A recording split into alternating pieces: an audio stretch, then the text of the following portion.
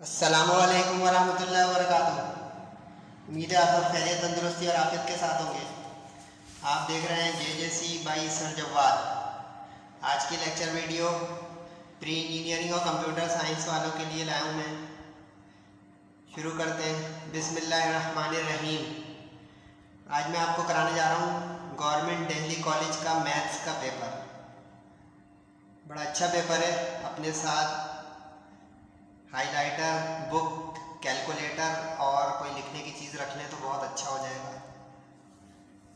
तगड़ा पेपर बनाया है गवर्नमेंट दिल्ली कॉलेज वालों ने और इसमें तकरीबन 80% MCQs जो हैं बुक की नहीं है, जो एक्सरसाइज में होती है वो नहीं है, लेकिन सिलेबस की है। इसमें मैंने काफ़ी सारी मेहनत आपके लिए पहले से करके रखी हुई है, तो आप लोग उसका फ़ायदा उठाइएगा और काइंडली प्रैक्टिस कीजिएगा।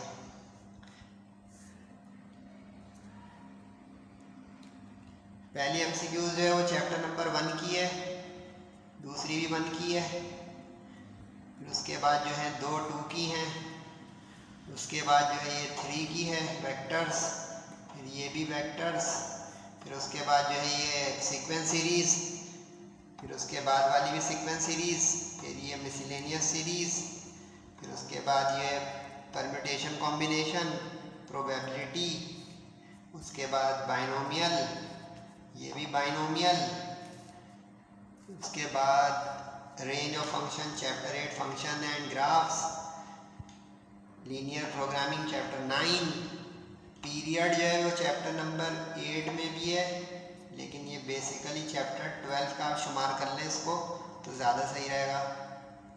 वैसे 12 ही रखें क्योंकि पीरियोडिक फंक्शन यहाँ पे इन्होंने ट्रिग्नोमेट्रिक दिया हुआ है। फिर 11 सॉल्यूशन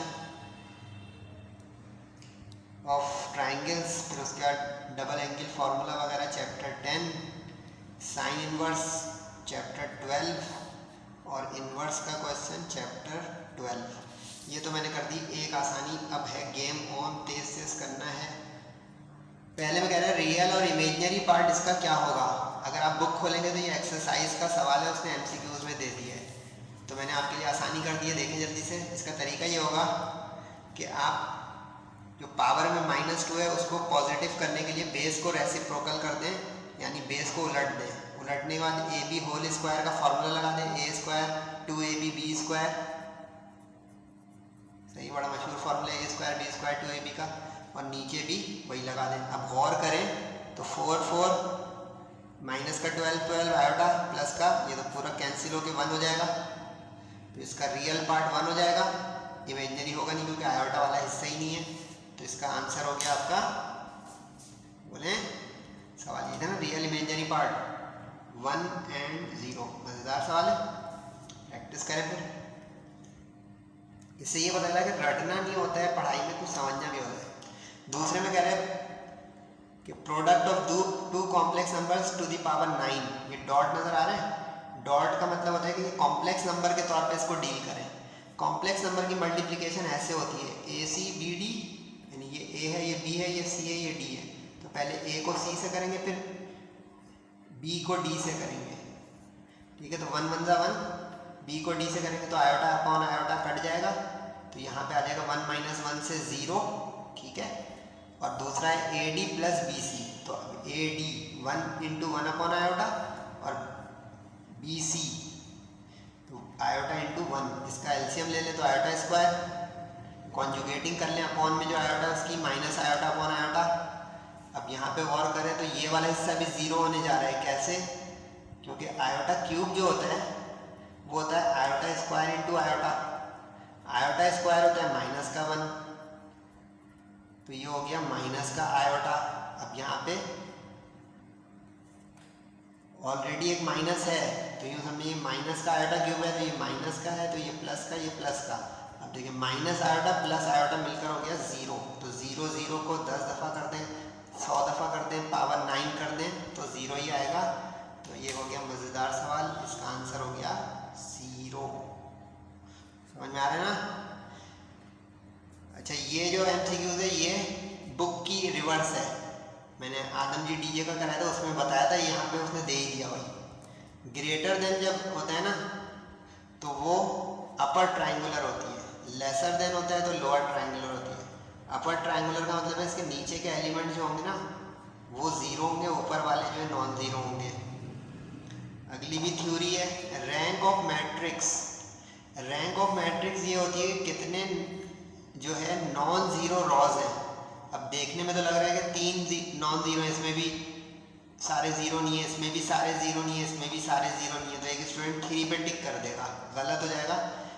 इसके लिए ज़रूरी है कि पहले एचेलॉन या रिड्यूस एचेलॉन फॉर्म ज़रूर हो, उसके बगैर नहीं देख लीजिएगा, सही है, ये ज़रूरी है पहले देखना। अब ये एचेलॉन है ही नहीं, इसमें पहला लीडिंग एलिमेंट 1 है ही नहीं, इसमें दूसरा लीडिंग एलिमेंट यहाँ पे सेकंड रॉ का 1 है ही नहीं, तो इसका मतलब हो गया कि ये सिर्फ धोखा ही धोखा है, नन ऑफ दीज। समझ में आया? रैंक के लिए पहले देखेंगे कि एचेलॉन और रिड्यूस एचेलॉन में से कोई फॉर्म है, उसके बाद देखेंगे कितनी नॉन जीरो रॉज है। जितनी नॉन जीरो रॉज होंगी ना, यानी जिसमें जीरोस सारे ना हो, उतने गिन लेंगे तो वो उसका रैंक हो जाएगा। मज़ेदार। अच्छा, ये भी एक्सरसाइज का है, लेकिन इसके एक्सरसाइज के आंसर में मिसप्रिंटिंग है। इसका तरीका ये होगा कि उसने कहा कि A cross B is a unit vector और ए बी का मैग्नीट्यूड √2, तो ए क्रॉस बी होता है ए बी साइन थीटा, तो ए क्रॉस बी को उसने यूनिट वेक्टर कहा है। यूनिट वेक्टर 1 होता है, 1 रख दें, इसका √2 रख दें, गिवन है, डिवाइड में लाएँ तो 2 का पेयर 1 के 2 हो जाएगा, 1/2 का साइन इनवर्स लेंगे तो वो आ जाएगा 30 डिग्री। 30 डिग्री को कहा जाता है π/6। बुक में मिसप्रिंटिंग है, बुक वालों ने π/3 इसका आंसर लिखा हुआ है, तो रटिएगा नहीं। अच्छा, ये आई जे के जे के आई ये जो होता है ना, ये कहलाता है स्केलर ट्रिपल प्रोडक्ट। 3.6 में इसको स्केलर ट्रिपल प्रोडक्ट कहते हैं। जाके थ्योरी पढ़िएगा, थोड़ा थ्योरी से होते हैं भाई एमसीक्यूज, बच्चे कहते हैं मैथ्स में क्या थ्योरी। अब स्केलर ट्रिपल प्रोडक्ट की थ्योरी ये कहती है कि जो आई जे के है ना, यानी ये आई डॉट जे क्रॉस के ये 1 होता है, तो अब इसमें से किसी एक की पोजीशन आप अदल बदल कर दें तो वो माइनस हो जाएगा, क्योंकि फिजिक्स में आपने पढ़ा होगा कि A cross B is not equal to B cross A, यानी माइनस बी क्रॉस ए होता है वो, ठीक है। तो अब देखिए दूसरे में उसने ना आई और के की जगह अदल बदल की हुई, यानी अब मैं आई को इस जगह पे लाऊं और के को इस जगह पे लाऊं, तो यूँ समझे कि दो वेक्टर्स एक्सचेंज हो गए, तो इसका -1 हो जाएगा, इसका 1 आइडेंटिटी है, ये आइडेंटिटी स्टैंडर्ड 1 है, याद करें। तो इसमें से कोई भी दो बदल देगा ना तो -1 हो जाएगा, डबल बदलेंगे तो वापस +1 हो जाएगा। तो अब ये 1 और अगला बीच में प्लस का साइन है, तो क्या हुआ 1 -1 इज 0। समझे पॉइंट? अगर फर्स्ट यहाँ पे भी आई जे के लिखा होता तो वो 1 और 1 2 हो जाता। मजेदार। Sum of 100 arithmetic mean between 2 and 100। अब आप सोचोगे कि हम ये सुबह तक ऐड करते रहे 100, नहीं, इसकी एक टेक्निक होती है, वो समझे। सम ऑफ n टर्म्स का ये फार्मूला होता है अरिथमेटिक का, ठीक है। अब फर्स्ट टर्म इसमें 2 है जिसके दरमियान इंसर्ट करना, और लास्ट टर्म 100 है, इसमें a और l की जगह 2 और 100 रखते हैं, रख दिया। अब सॉल्व करें, 102 आ गया, कैंसिल करें 2 से 51 आ गया, तो ये एक फार्मूला बन गया। अब कितनी मीन्स हैं 100, कभी 50 बोल दे, 10 बोल दे, तो ये शॉर्ट हैंड टेक्निक आ गई। एप्टीट्यूड की भी तैयारी करवा रहे हैं सर, तो ये 51 × 100 रख दें, ऑप्शन आ गया 5100, ढूंढें कहाँ है भाई, ये रहा, सही आ रहा हूँ। अच्छा, ये एक्सरसाइज का सवाल है, अगर आपने बुक खोली हो कभी 4.2 में, लेकिन इसका तरीका बता देता हूँ। अच्छा, दिल्ली वाले दिमाग खोल रहे हैं कि एक्सरसाइज के छोटे छोटे जो क्वेश्चन है ना एमसीक्यूज हैं। अब इसमें तरीका ये है कि पहले यहाँ पे n आए, क्योंकि n टर्म आएगी तो 15 टर्म 10 टर्म कुछ भी आ जाएगी, तो n की जगह पहले रखते हैं n+3। सर क्यों रखें? क्योंकि -3 + 3 से कैंसिल हो जाएगा, n बच जाएगा, यानी यहाँ कुछ भी हो ना ऐसा सोचें जिससे यहाँ पे n बच जाए, गिनती विनती कट जाए। तो अब ये सवाल में था, जो करें कहाँ से आएगी, ठीक है। अब इसमें मैंने n की जगह n+3 रख दिया, सॉल्व किया तो ये हो गया 2 की जगह n+3 इंटू के, सॉल्व किया तो 2 3 × 6 6 - 5 1। अब 15 टर्म के लिए यहाँ 15 रख दें, तो 15 2 × 30 + 1 31।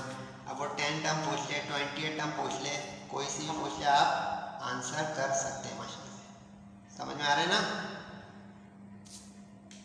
100 इंटू एन की पावर 0, एन की पावर 0 जो थी ना काउंटिंग करते हैं 2 से 20 तक काउंटिंग करें, 2 3 4 5 6 7 19 हो गए ये, ठीक है। 2 से लेकर 20 तक कितने हो गए भाई?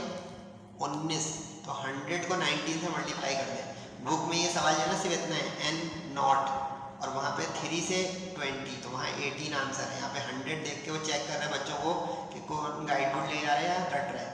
तो अब यहाँ पे एन नॉट अकेला पूछता तो कितना आता? 19। 100 पूछा तो 100 इंटू 19, ये 100 इंटू 19, 1900। रटवा नहीं रहा हूँ भाई, ये आपके लिए मैंने टाइम बचाने के लिए किया है। ये सिंप्लीफाई मुझे खुद करना आता है माशाल्लाह से, आपको भी आना चाहिए। ये थोड़ी सर देख देख के बताएं, देखिए पहले यहाँ बता रहा हूँ, फिर वहाँ मैच करा रहा हूँ, कभी वहाँ बता रहा हूँ, फिर यहाँ मैच करा रहा हूँ। अच्छा, इसमें जो है एक चीज़ बता दूँ, ये जो सवाल है ना ये MCQs में नहीं आना चाहिए, क्योंकि इन्होंने जो एस टुगेदर बोल दिया ना, ये पूरा एक सवाल है। इसके लिए आप जाके मेरी वीडियो देखें 6.2 की, उसमें आपको ये 6.2 का क्वेश्चन 12 पूरा समझना पड़ेगा। फिलहाल ये कि इसका आंसर 20160 है। अब देखें ऐसी MCQs इम्तिहान में नहीं आनी चाहिए, सॉरी। वजह ये है कि पूरा सवाल है, इसको पूरा यहाँ समझाऊंगा ना, अभी आधे घंटे की वीडियो बन जाएगी। जान नहीं छोड़ा रहा हूँ, तरीके से बता रहा हूँ, सही है। इसको जाके सर्च कर लीजिएगा कैसे।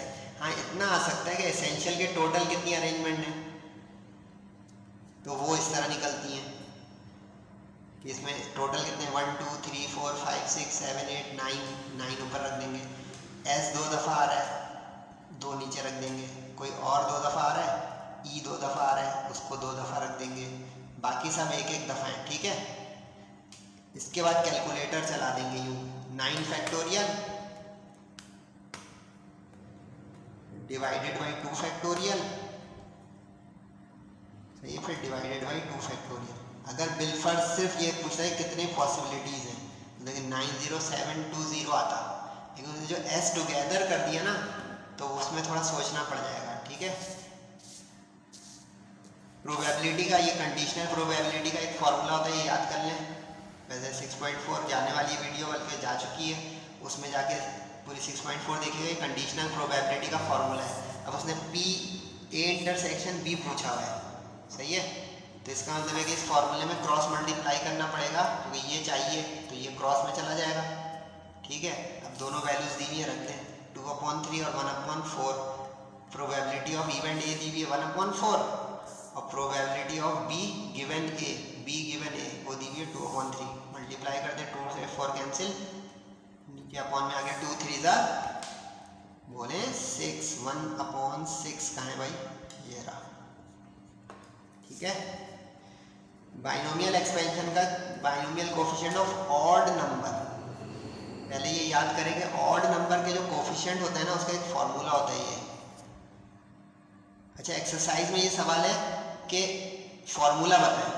अब आपके पास ये फॉर्मूला आ गया ना, देखो दिल्ली वाले ने कितनी अच्छी हरकत की, इन्होंने इसमें पावर 8 दे दी n को हटा के, देखने के लिए कि बच्चे किस तरह करेंगे।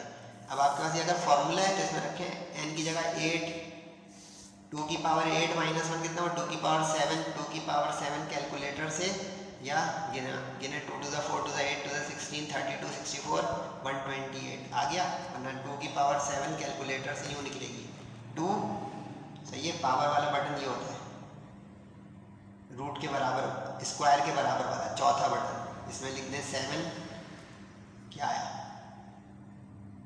गुड हो गया। कैलकुलेटर चलाने में सिखा रहा हूँ भाई, फ़ायदा उठा लें।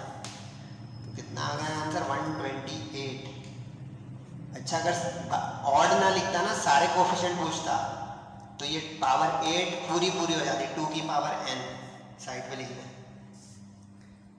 अगला जो है वो भी है चैप्टर नंबर 7 का, लेकिन इसमें वो कह रहे हैं कि अगर x 1 से स्मॉलर हो और ये सीरीज़ हो, बाइनोमियल सीरीज़, तो इसको क्लोज करें रिवर्स, क्योंकि हम खोलना जानते हैं बाइनोमियल।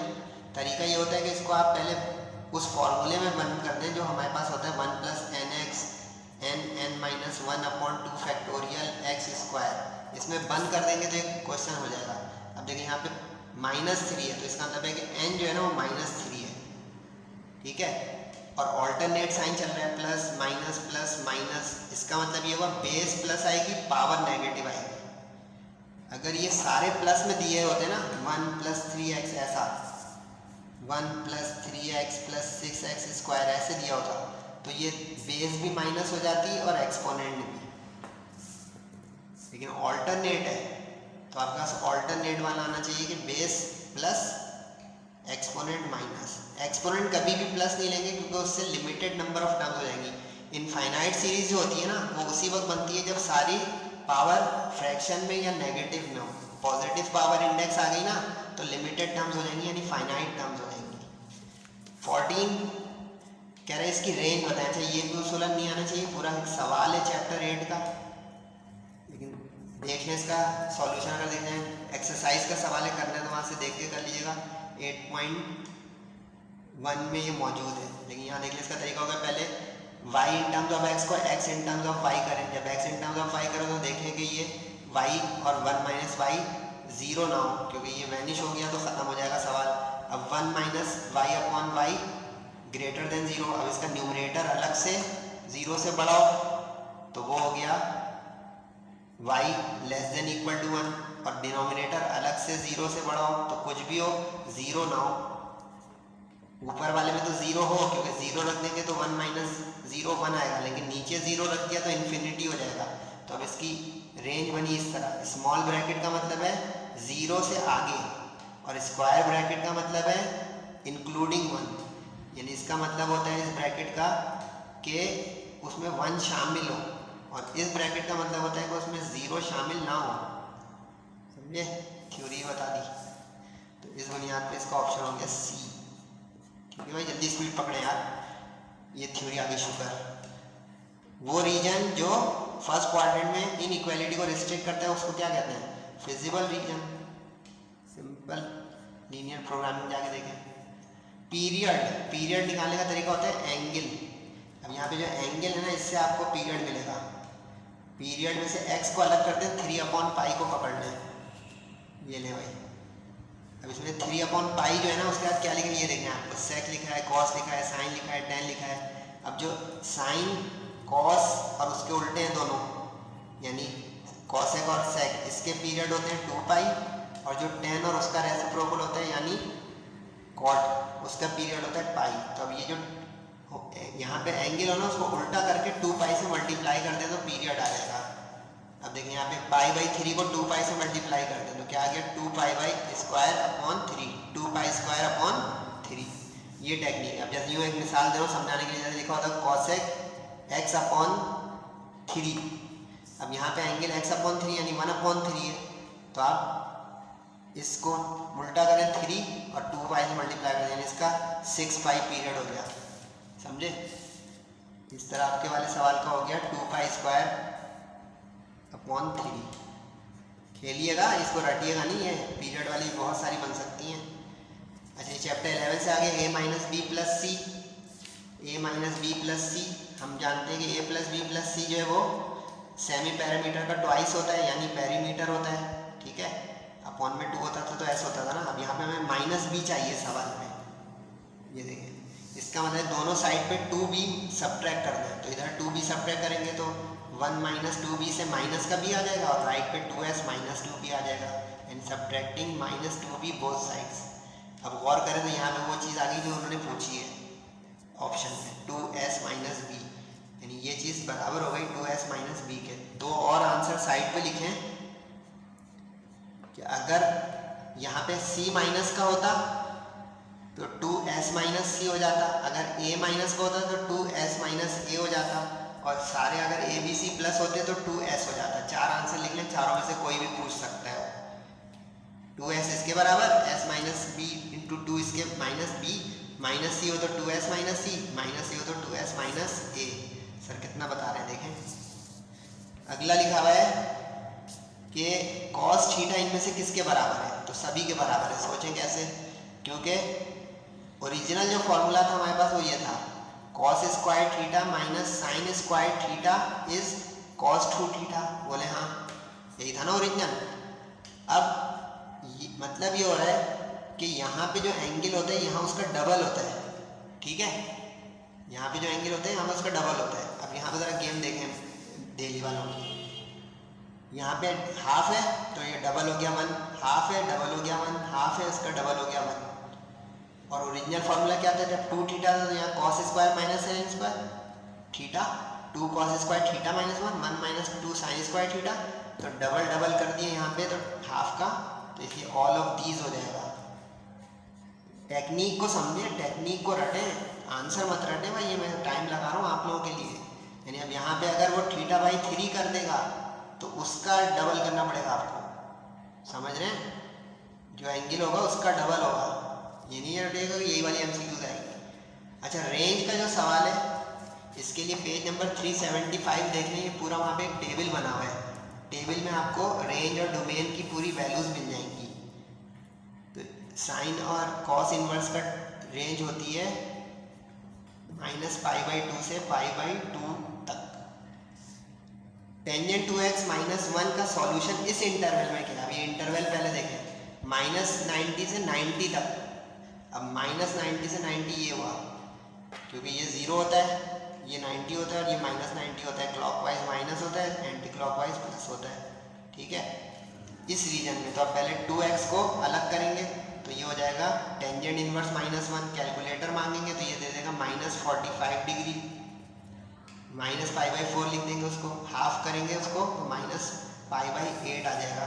पहला ऑप्शन है, थोड़ा सा यहाँ पे कॉपी कट गई है, नो टेंशन, -π/8 पहला ऑप्शन है, -π/4 दूसरा ऑप्शन है, 3π/8 तीसरा ऑप्शन है,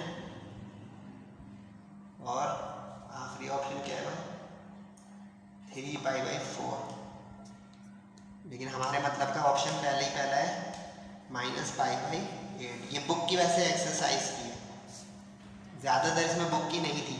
अब जल्दी जल्दी मैं सेक्शन BC बताऊंगा, ये कि किस किस जगह से क्वेश्चंस दिए हैं दिल्ली वालों ने। बुक पे मार्किंग कर लें या तस्वीर खींच लें, आपकी मर्जी। इसकी तस्वीर खींच ली भाई, वरना मैं कोशिश करूंगा कि PDF में डलवा दूँ, लिंक के अंदर डिस्क्रिप्शन।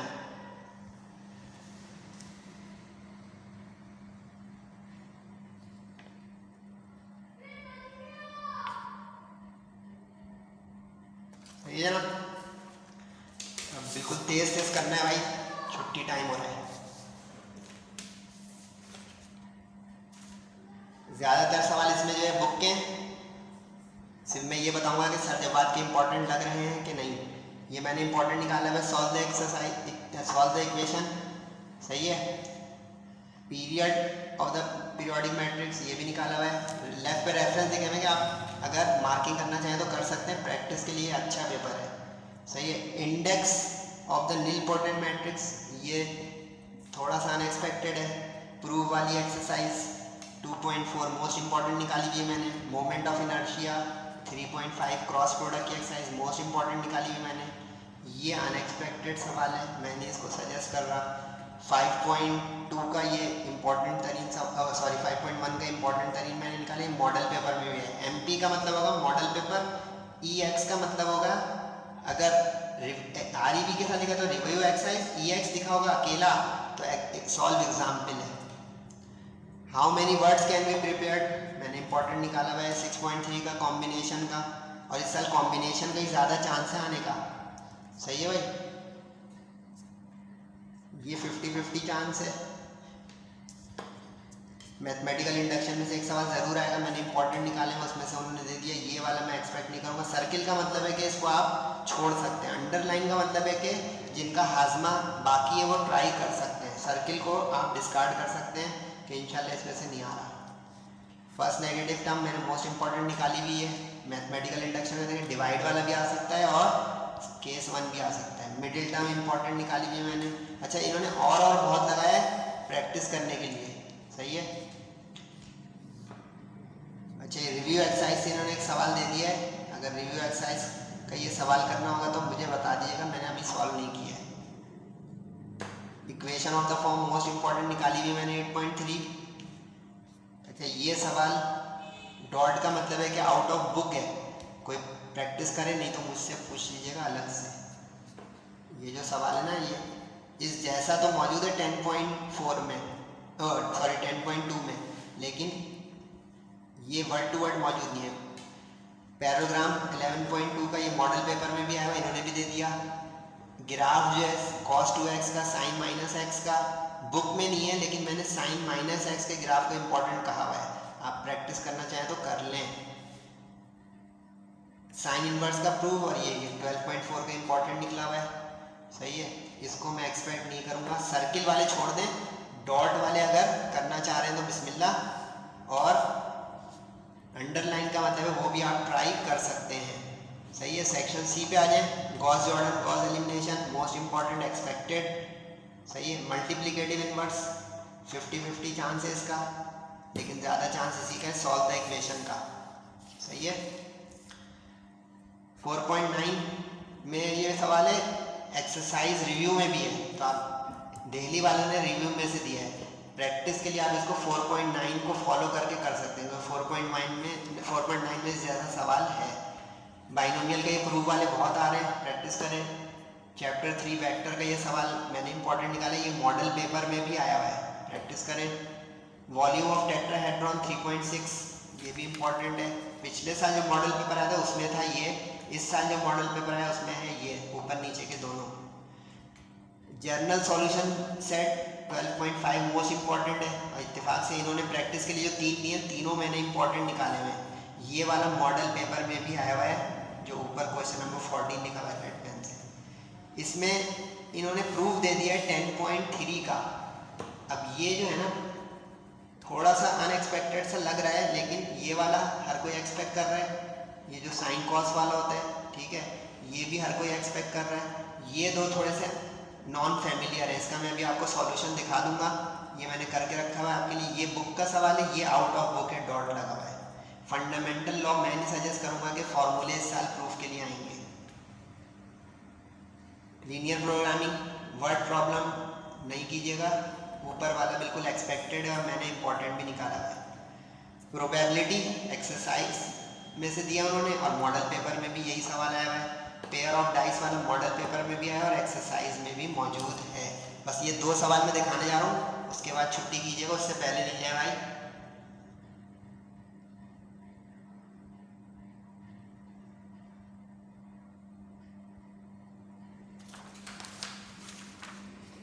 ये तो मैं कि भाई कोई स्नैप ले ले जब तक सर का इंतजार ना करे।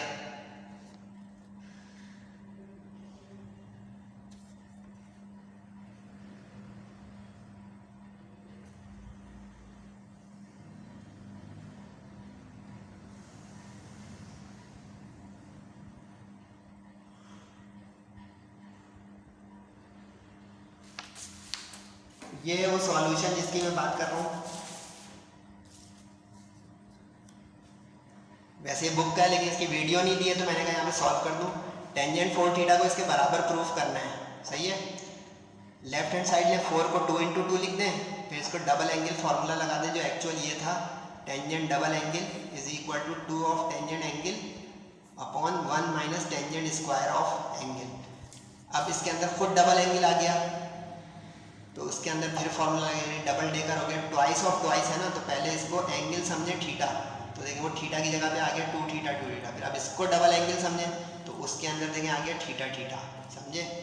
अब सिंप्लीफिकेशन का काम है सिर्फ, इसको ए बी होल स्क्वायर से खोल दें, एलसीएम ले लें, रेसिप्रोकल कर दें, ये वाला स्क्वायर इससे कट जाएगा, जो बाकी बचेगा आप देखेंगे वो प्रूव आ गया।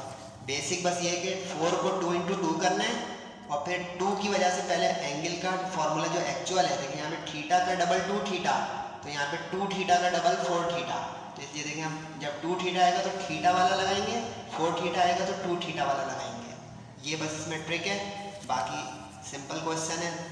अगर अच्छा लग रहा है समझ में तो दुआ कर सकते हैं कि ये आ जाए बोर्ड एग्जाम में। आखिरी ये है, ये मज़ेदार सवाल है, इसमें 5x दिया हुआ है, इसके बराबर प्रूफ करने का कॉस का।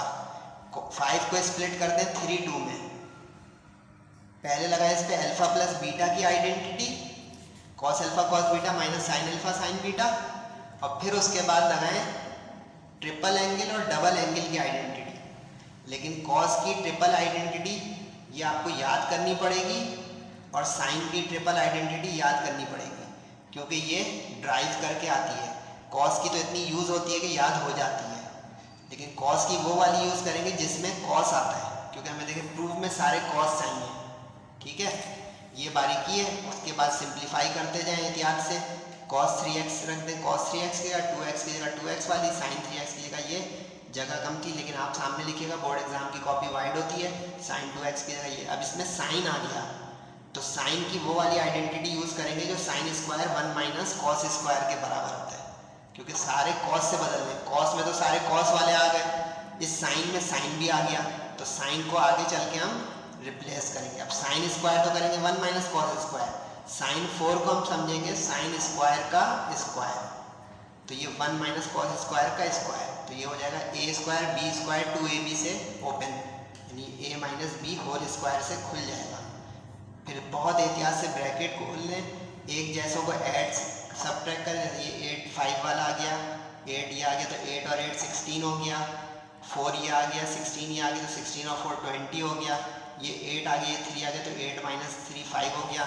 बिल्कुल लशपश आंसर आ गया। अच्छा सवाल दिया है ये डेली वालों ने। इसी तरह जो सेक्शन बी में एक दिया है ना कॉट वाला, वो मुझसे कहिएगा कमेंट सेक्शन में कि सर वो कॉट वाला भी कर दें, ये वाला।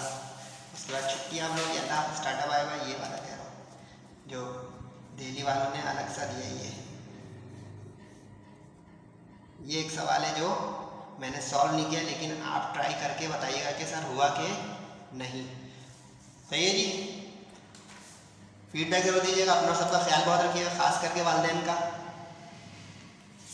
सही है, दुआओं की दरख्वास्त है।